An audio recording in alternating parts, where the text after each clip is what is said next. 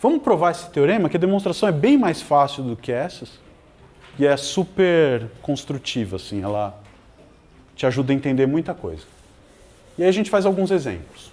Tá, então vamos tentar provar esse teorema. Quais são as nossas hipóteses? Que a função f é derivável no intervalo AB e que x0 é um ponto de máximo ou ponto de mínimo. Com esses dois ingredientes, eu preciso provar que a derivada é zero no ponto. Tá? Então vamos fazer isso. Vamos lembrar o que quer dizer que a f é derivável. Se ela é derivável em todos os pontos do intervalo AB, então ela é derivável no ponto x0 que está dentro do intervalo AB, né? É derivável em todo mundo, é derivável num ponto lá dentro. Pergunta, o que quer dizer que a função f é derivável no ponto x0? Tem duas respostas. A primeira é dizer que aquele limite existe, e a segunda é aquela definição alternativa de diferenciabilidade que eu dei, que você escreve a f como sendo a f de x0 mais uma contínua, aquela definição que a gente usou para demonstrar as regras de derivação. Nesse caso, ela vai ser boa também. O argumento fica mais transparente do que usando a definição com limite. Tá? Então, se a f é derivável em todos os pontos do intervalo AB, ela é derivável em x0. E o que isso quer dizer para a gente? Que eu consigo escrever f de x como sendo f de x0 mais uma certa função ρ contínua vezes x menos x0. Tá? Onde essa função aqui é contínua em x0. E o que mais que a gente sabia? Que ρ calculado em x0 era exatamente igual a f' de x0. Tá certo? Essa é uma das coisas que a gente tinha lá. Agora vamos olhar para essas coisas quebrando em dois casos. Ó, você tem o ponto x0, o teu ponto x pode ser o quê, esse ponto x? Ele pode ser o próprio x0, se você quiser, ou pode estar ou à esquerda ou à direita de x0, tudo bem? Então eu vou olhar dois casos. Se o x for menor ou igual que x0 e se o x for maior ou igual que x0, tá bom? Então vamos lá. Por exemplo, isso aqui, para ficar mais fácil de ver, a gente ainda pode escrever dessa maneira, né? f de x menos f de x0, isso é igual a ρ de x vezes x menos x0, tudo bem? Não fiz nada a não ser passar o f de x0 para lá. Então vamos olhar. Lembrando, tendo sempre em mente o quê? x0 é um máximo local de f. Tá? A demonstração para mínimo local é completamente análoga. Se você pegar um x que é maior ou igual que x0, o que eu posso dizer? Escrevendo aquela expressão. É uma brincadeira de analisar sinais. Qual é o sinal de f de x menos f de x0? Lembrando que x0 é um ponto de máximo local. Se x0 é um ponto de máximo local, o que eu posso fazer? Se eu pegar o x dentro daquele intervalo, né? Isso aqui diz que existe um intervalo I, x0 pertencente a I, de modo que f de x é menor ou igual que f de x0. Tá certo? Para todo x pertencente a I. Muito bem. Então, se eu estou dentro desse meu intervalinho, eu garanto para você que f de x menos f de x0 certamente é negativo. Beleza? Menor que zero. E se o x é maior ou igual que x0, menor ou igual, né? E se o x é maior ou igual que x0, essa quantidade é positiva, né? Ótimo. Qual que tem que ser o sinal de ρ de x em todos os pontos desse intervalo? Se o lado esquerdo é negativo e o outro tem que ser negativo, né? Então isso implica para mim que ρ de x tem que ser menor ou igual que zero para todo x dentro desse intervalo. Em particular, ρ de x0 é menor ou igual que zero, porque o ponto x0 pertence ao intervalo I. Quem que era ρ de x0? ρ de x0 é a filhinha de x0. Então isso me permite concluir o quê? Que a filhinha de x0 com certeza é menor ou igual que zero. Justo? Reserve. Vamos olhar a outra possibilidade que a gente tem é x ser maior ou igual que x0. X menor ou igual que x0 agora. O que a gente pode dizer? Olhando para a mesma equação. Qual é o sinal dessa quantidade aqui? Não.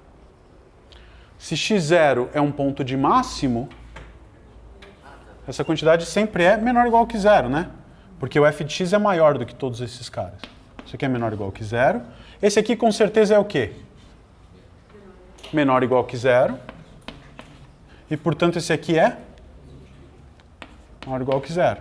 Tá? Então, isso implica que ρ de x é maior ou igual que zero para todo x dentro desse intervalo e no x0 ela é maior ou igual que zero,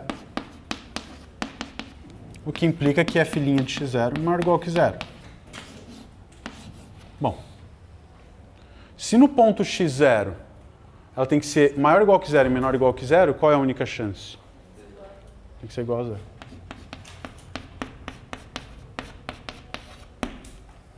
Tá bom? Então, todo ponto ou de máximo ou de mínimo tem que ter a derivada igual a zero se você estiver dentro de um intervalo aberto. Tá? Se não estiver dentro do intervalo aberto, aquele exemplo que você sugeriu já resolve, né?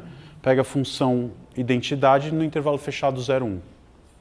A derivada no interior é sempre igual a 1 e ela tem pontos de máximo e mínimo, só que eles não estão no interior.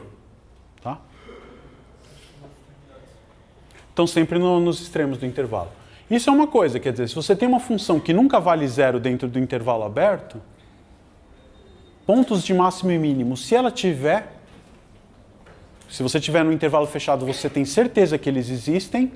Se no interior a derivada nunca é zero, você tem certeza que os máximos e mínimos estão nos bordos. Tá? Nos extremos do intervalo. Muito bem.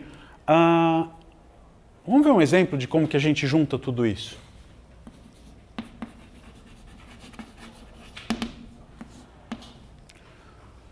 Pega f de x igual a x ao cubo menos x, por exemplo. Tá? E o domínio dessa função, vou pegar um intervalo de -2 até 1, fechado. Tá? Quero estudar máximos e mínimos dessa função. Você ia fazer uma pergunta, já foi? Tá bom. Tá certo? Vamos tentar estudar máximos e mínimos dessa função nesse intervalo. Legal. O que eu posso dizer em vista dos teoremas que a gente tem? Essa função f é uma função contínua? Sim, é um polinômio. Está definida no intervalo fechado? Tá. O que o Weierstrass garante para a gente? Existem máximo e mínimo globais de f. Tá certo? F definida nesse intervalo. É claro, pensa um pouco, se eu deixar a f definida em todo o conjunto dos números reais, ela tem máximo? Não, né? Porque isso aqui fica arbitrariamente grande conforme x aumenta. Tem mínimo? Também não, porque fica arbitrariamente negativo quando x tende para menos infinito. Mas quando eu travo num intervalo fechado, aí ela tem máximo e mínimo pelo Weierstrass. Tá? Como é que eu faço para achar esses candidatos? Tá? Vamos dizer que eu vou chamar esses pontos de x0 e x1. Como é que eu faço para achar os candidatos a pontos de máximo e mínimo?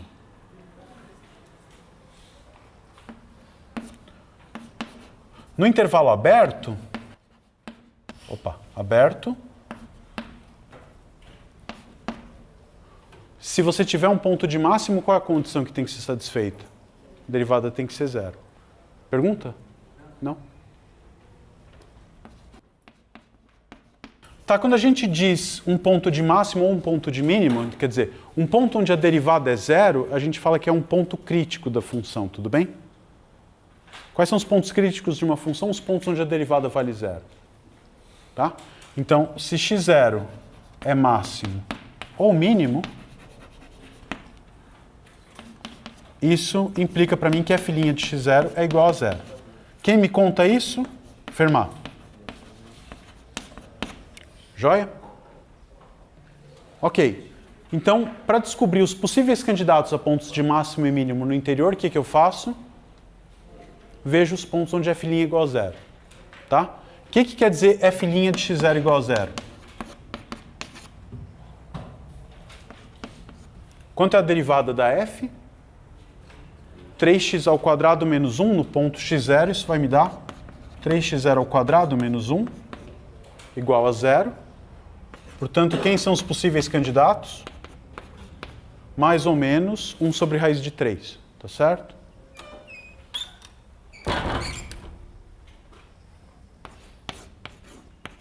Então, no interior do intervalo, esses dois caras pertencem ao interior do intervalo? Sim. Então, no interior do intervalo, quer dizer, raiz de 3 sobre 3, você faz uma estimativa e vê que tanto positivo quanto negativo cabem aqui. Tá? Diga. E se o seu conjunto de raízes fosse, tipo, vazio? Se eu não tivesse raiz para f'? Se f' não tem raízes, perfeito. O que isso quer dizer? Se eu estou no intervalo aberto, quer dizer que naquele intervalo aberto não tem candidato a máximo e mínimo. E, portanto, se eu estava olhando num fechado, eu sei que os máximos e mínimos estão lá. Se era um intervalo aberto mesmo, é porque não vai ter nenhum cara que tem chance de ser sequer máximo ou mínimo local, quanto mais global. Tá bom? Depois, daqui a pouquinho, a gente vai ver um teorema que te mostra como a derivada conta o crescimento da função. Então, você vai poder estudar se a função é estritamente crescente, decrescente, e isso pode te ajudar a estudar um número de... a quantidade de pontos críticos que ela vai ter. Tá? Pode usar ele para estudar a função derivada, por exemplo.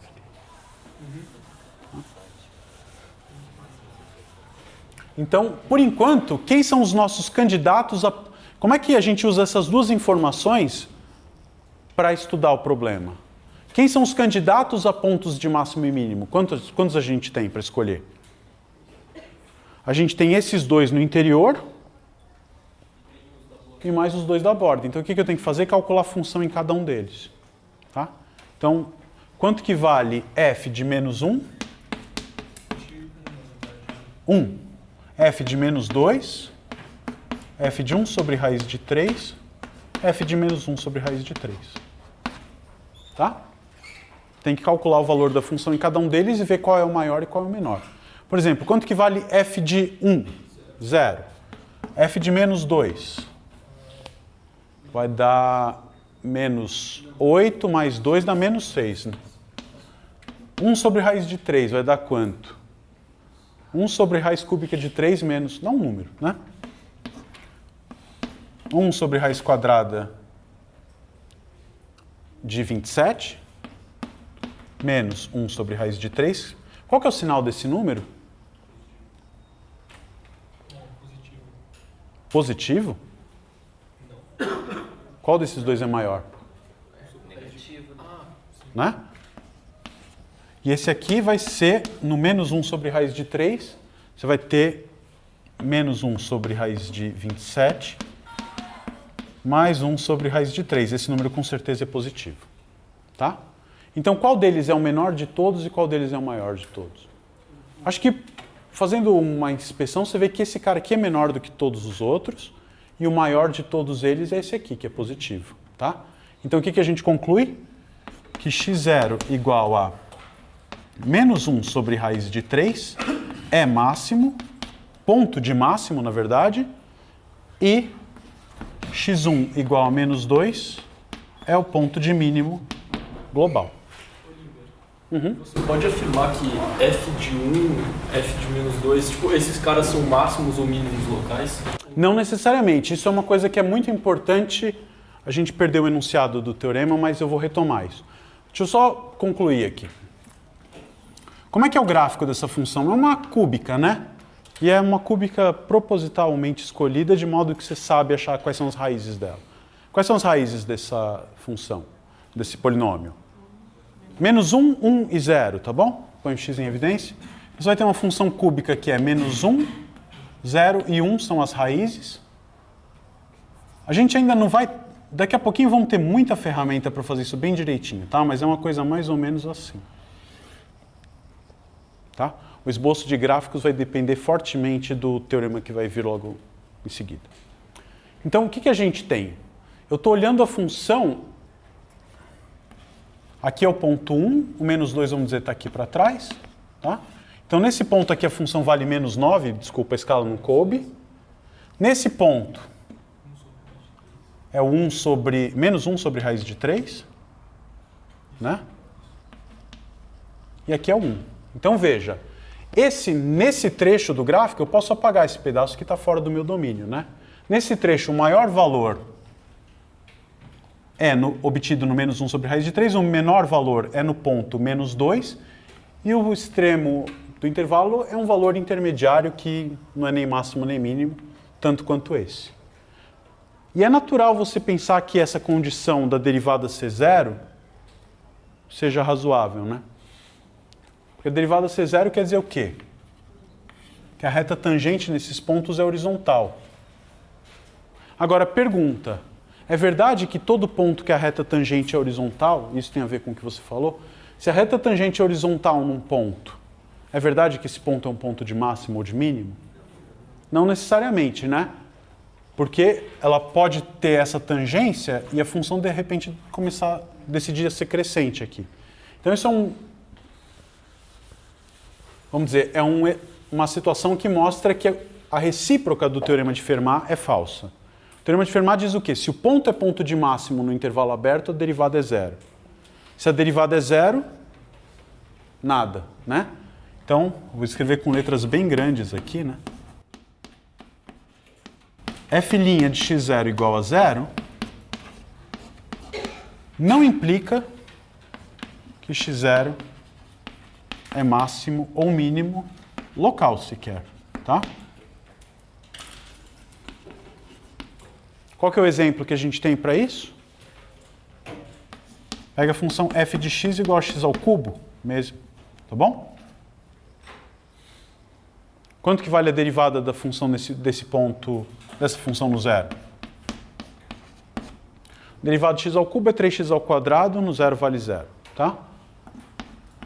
Pergunta, posso dizer a partir disso que o ponto x0 igual a zero é um ponto de máximo da função? Não, né? Não só não necessariamente, como com certeza não, né? A gente tem que a reta tangente nesse ponto é horizontal, tá? Pergunta. É que o giz não tem resolução suficiente, né? Aqui parece que o gráfico está encostando no eixo x num intervalo, mas não está, tá bom? Então pergunta, existe algum intervalo aqui onde esse valor é maior do que todos os pontos? Não. Por menor que seja o intervalinho em volta da origem, sempre vai ter um ponto à direita do zero que a função é positiva e, portanto, maior do que o valor dela naquele ponto. Ou seja, o ponto x0 igual a zero não pode ser um ponto de máximo local.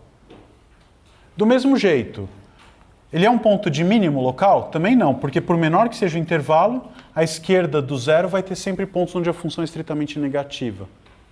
E, portanto, não pode ser um ponto de mínimo local, porque a esquerda dele tem valores arbitrariamente próximos dele, a esquerda dele tem valores cuja função é menor do que no ponto zero. Tá bom? Então, muito cuidado com isso, né? Diga. Professor, se perguntarem para você os pontos de máximo e mínimo numa função da intervalo aberto, você não vai poder usar o teorema de Weierstrass. Weierstrass, é isso. E só pelo teorema de Fermat dá para você conseguir achar? Tá, sua pergunta é, se a função está definida no intervalo aberto, o que eu faço? Né? O que você pode fazer? Você pode aplicar o teorema de Weierstrass? Não. Ainda bem, porque a gente sabe que em intervalos abertos não temos garantia da existência de máximos e mínimos. Tá?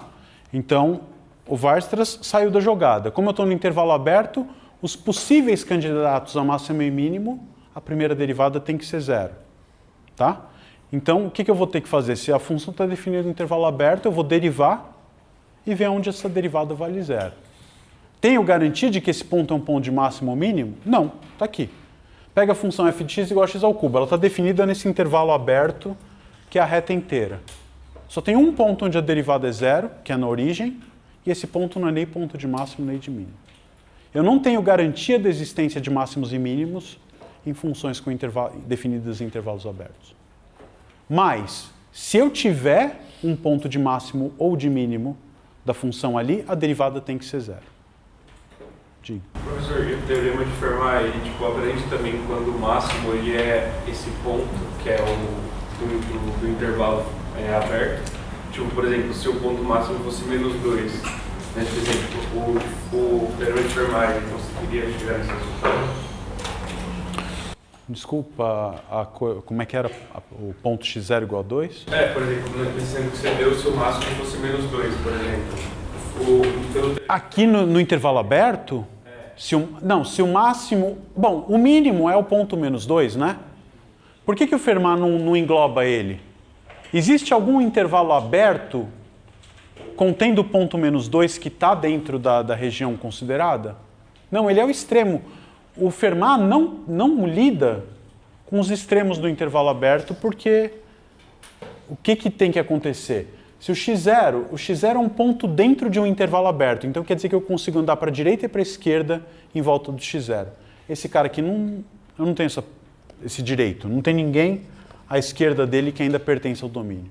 Então, justamente, o Fermat trata do interior de um intervalo, te acha quem é o possível máximo ou mínimo ali dentro, e o Weierstrass fala que, se for fechado, tinha com certeza.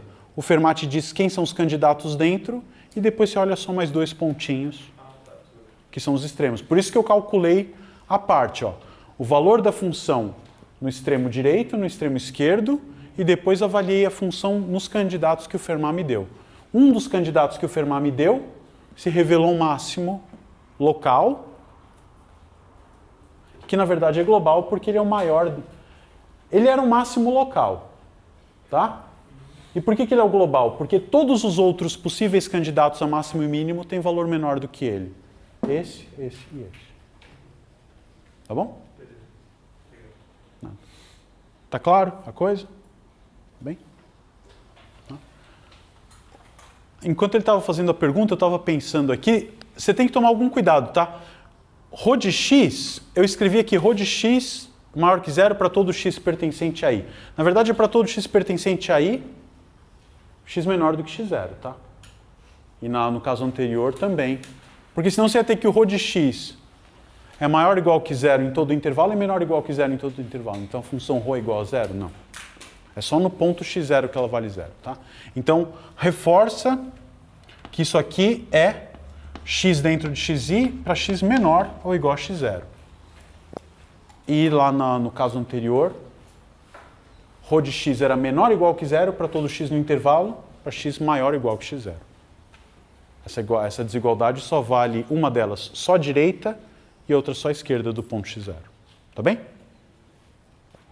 Então, esse é um jeito bom, quer dizer, esse é o kit de teoremas que você tem para descobrir máximos e mínimos para funções de uma variável.